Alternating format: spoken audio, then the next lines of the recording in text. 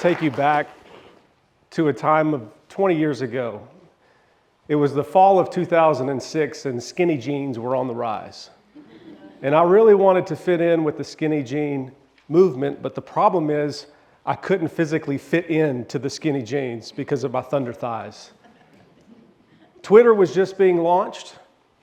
You had to have a college email address to even get on Facebook.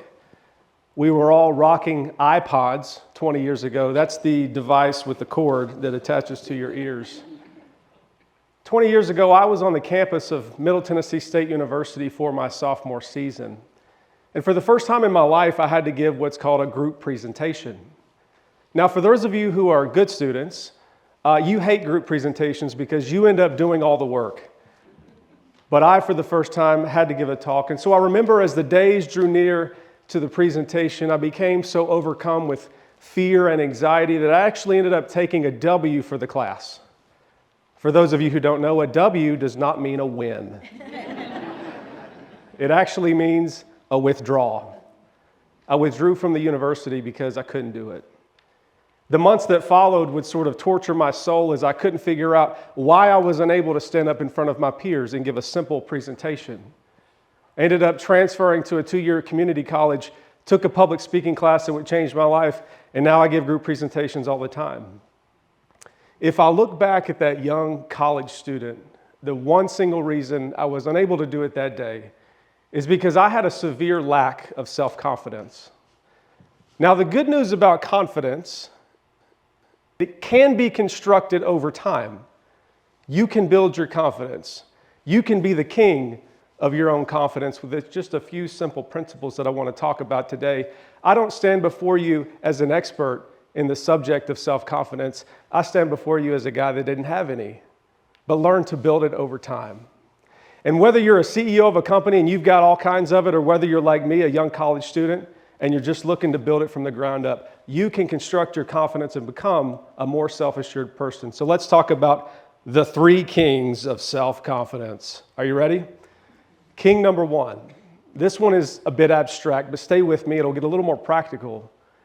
The first king of self-confidence is this idea of subconscious confirmation. Subconscious confirmation. Our subconscious is that part of our brain that we're not fully aware of, but it has influence over our thoughts and our actions. So we have to provide evidence to our subconscious that we are, in fact, a confident people. You see, our subconscious is like a jury, and it's always looking to convict you of who you claim to be. So you have to provide evidence to your subconscious that you are a confident person by always trying to do the right thing. Let me give you an example that manifests itself every day across corporate America. Let's say you're in the office, and you know you need to stop in and talk to your coworker. If it's a guy, it's your bro worker. You got coworkers, you got bro workers. Whoever you need to talk to, you stop in, and instead of having a conversation that you know you need to have in person, you instead decide to keep on going and send an email instead.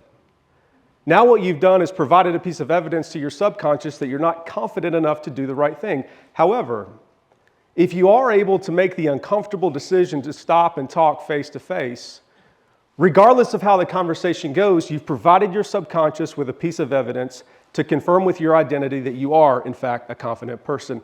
The subconscious is a bit mysterious, but it has the power to shape your identity. Always do what confident people do. Always do what you know is right, and that'll be the first king of self-confidence. Okay, that one got a little heady. I'm not a doctor like Dr. Steinberg, so I'm going to shift to something more practical.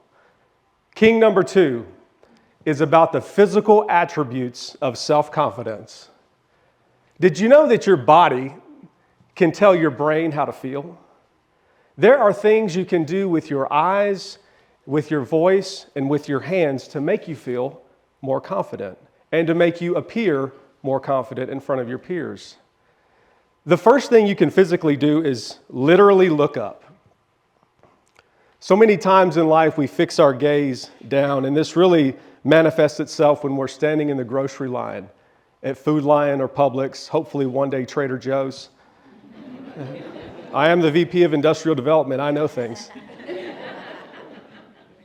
But as the cashier is checking you out, not checking you out, but checking out your groceries, and you pay $100 for 4 items, we're always tempted to just stare at the keypad. And while our groceries are being checked out, we feel like a sheepish child that's sort of suffering our way through the situation. But instead, by looking up and making eye contact with the cashier, you're going to instantly feel more confident. You're going to appear more confident. And you're going to be a person that is engaged with the world. Look up is the simplest advice. You don't want to make eye contact 100% of the time, always following someone's eyeballs. That's called a psychopath, okay? You want to make eye contact about 80-20, and that gives you time to look away, gather your thoughts, but always come back to looking a person in the eyes. The second thing you can do physically is to slow down.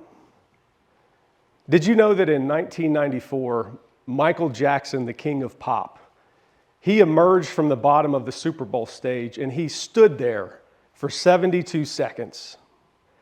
If you consider the fact that 1 minute of Super Bowl ad space is $14 million, that was the most expensive power pause of all time.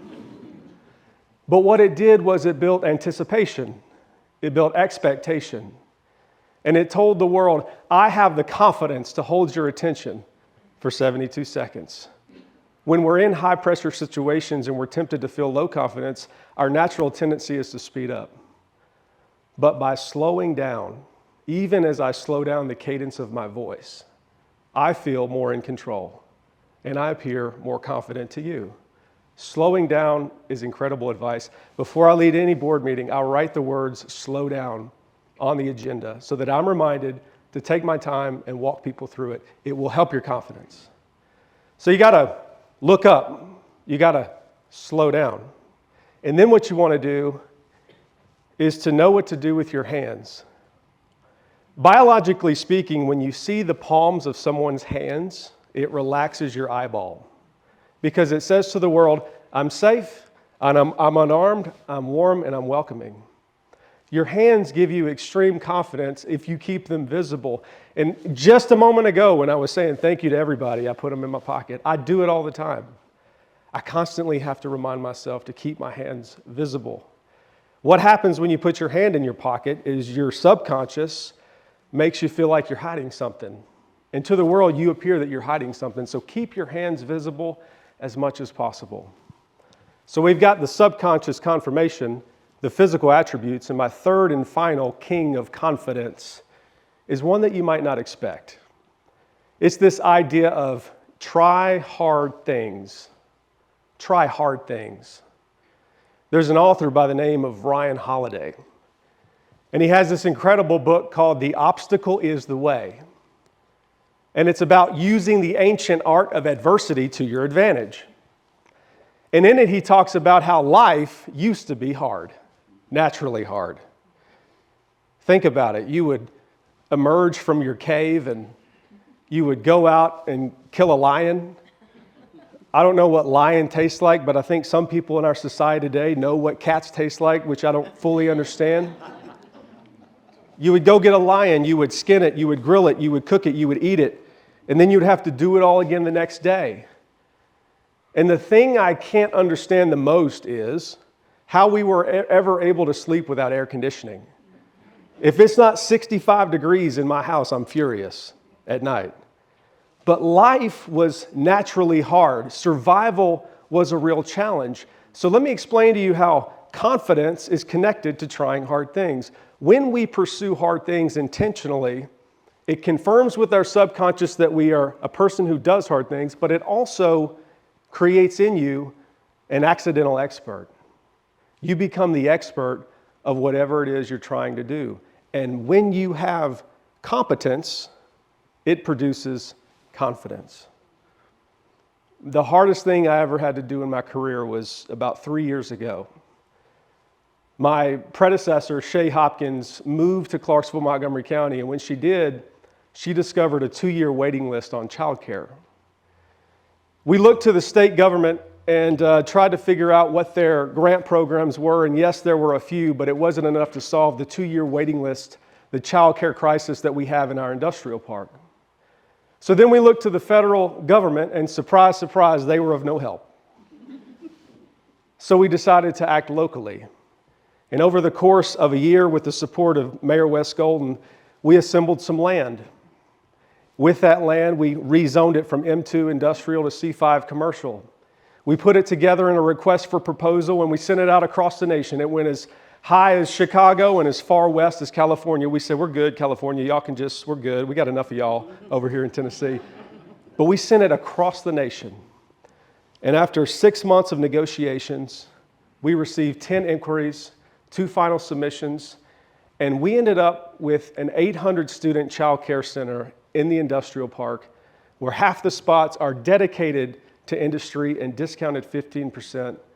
And we have radically reduced the waiting list for child care. We've put a dramatic decrease in the crisis that we had in Clarksville, Montgomery County, and that thing opened for business on August the 1st. It was incredibly hard, incredibly difficult, but what an amenity we have for this community. Since that time, we have toured the nation talking to other communities about how to do childcare. And when we talk to them, guess what? We have confidence because we have competence. We've paid the way, we've paid the price, and we know how to do public-private partnerships between industrial development boards and private entities. You got to go out of your way to pursue hard things, but it has some surprising and unexpected benefits. In closing, I just want to remind you that I started this journey with low confidence. But by remembering the role that my subconscious plays, by always providing evidence to my subconscious, I became a more confident person. By looking up and fixing my gaze, by slowing down and remembering to take my time, by keeping my hands visible, this allowed me to feel more confident. And by pursuing hard things, we became accidental experts, and our competence produced confidence. My name is Josh Ward. Thank you all for being here. God bless you.